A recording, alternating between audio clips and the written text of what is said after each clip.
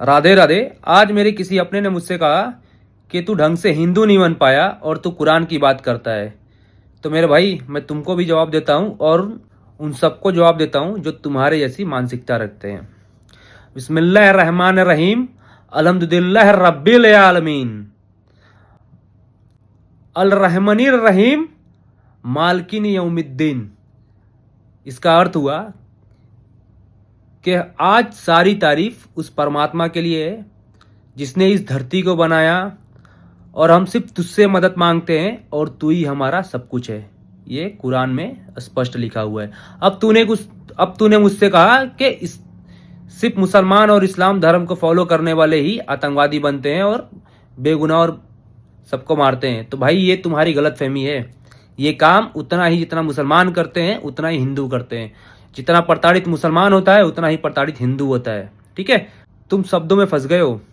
तुम्हें लगता है कि हिंदू शब्द और मुसलमान शब्द में तुम धर्म ढूंढ रहे हो, लेकिन ये धर्म नहीं है मेरे भाई। धर्म तो हमारा सनातन है। अगर मैं तुमको सनातन का अर्थ बताऊं तो सनातन का अर्थ है साक्षात परमात्मा।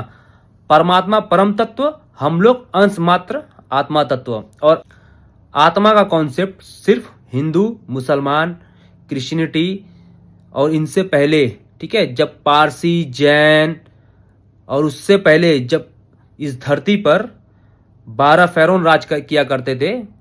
कहाँ पे? दुनिया की सबसे पुरानी संस्कृति मिस्र संस्कृति। ठीक है, उनके से भी पहले से आत्मा का कॉन्सेप्ट है। आप और मैं हमारी शरीर को छोड़ के जाएंगे, ठीक है, जाएगी तो हमारी आत्मा, जिसे आप आत्मा, रूह या सोल कह लो। ठीक है, मैं 3 धर्मों की बात इसलिए करता हूं कि ये 3 धर्म सबसे महत्वपूर्ण है। लेकिन आपको समझने के लिए जरूरी है कि हमारी शरीर कहीं नहीं जाती है, यहीं नष्ट हो जाती है। जाता कुछ है, जन्नत हो, जहन्नुम हो, या हेल हो, या हेवन हो, या स्वर्ग हो, या नरक हो, जाने वाली जो चीज है ना, वो आत्मा है। और आत्मा के लिए हमें यहाँ पे धरती पे कर्म करना पड़ता है। अब तुमने कहा कि कुरान में लिखा है कि काफिरों को मार दो, तो काफिरों को मारने की बात इसलिए की गई है। काफिर का अर्थ होता है जो भगवान को नहीं मानता है, जो अल्लाह को नहीं मानता है। अल्लाह मतलब कौन? हमारे भगवान, वो परमात्मा जिसे आप भगवान कहते हो। चाहे उसे आप नारायण कहो, चाहे उसे आप शिव के नाम से कहो, परमात्मा तत्व, परम तत्व, आप उसे कोई भी तत्व कहो, सारे तत्वों का तत्व श्री कृष्ण। ऐसा हमारे ग्रंथ में लिखा है। इस ग्रंथ में, गीता में लिखा है। ठीक है, आप 3रे अध्याय को पढ़ो, आपको स्पष्ट समझ में आ जाएगा मेरे भाई। तो मैं आपको एक जवाब देना चाहता हूं कि काफिर और नास्तिक दोनों में कोई अंतर नहीं है। हम भी नास्तिकों को मारने की बात करते हैं और हम भी काफिरों को मारने की बात करते हैं। हम ही कर रहे हैं, बस लिखावट अलग है, बोल अलग है, लेकिन अर्थ एक ही है। अगर आप कहोगे किसी उसी धर्म के लोग आतंकवादी बनते हैं तो ये गलत है।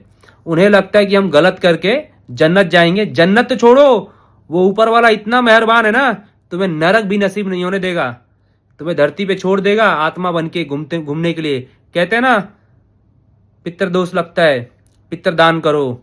ठीक है, 2 मिनट का मौन रखो आत्मा की शांति के लिए, नहीं तो आत्मा का क्या होगा?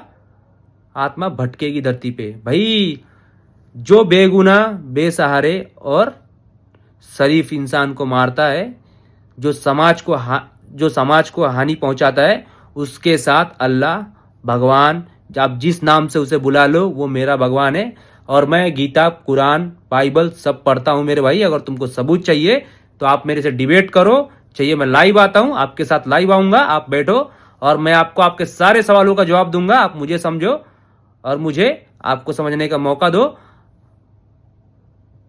आगे मुझे अब कुछ कहने की जरूरत नहीं है मेरे भाई। मैं आपसे क्षमा चाहता हूं। आपको अगर डिबेट करनी है तो आप मेरे से डिबेट करो।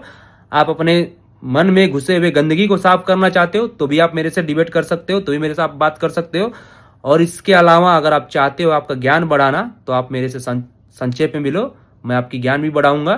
ठीक है, मैं उन ढोंगी बाबाओं जैसा या मौलवियों जैसा या पादरी जैसा नहीं हूं। मैं संक्षेप रूप में स्पष्टीकरण देता हूं। मैं अध्ययन करता हूं पुस्तकों का, और जिसके बेसिस पे मैं बात करता हूं। तुम्हारे और मेरे बस की बात नहीं है उस परमात्मा को समझ पाना।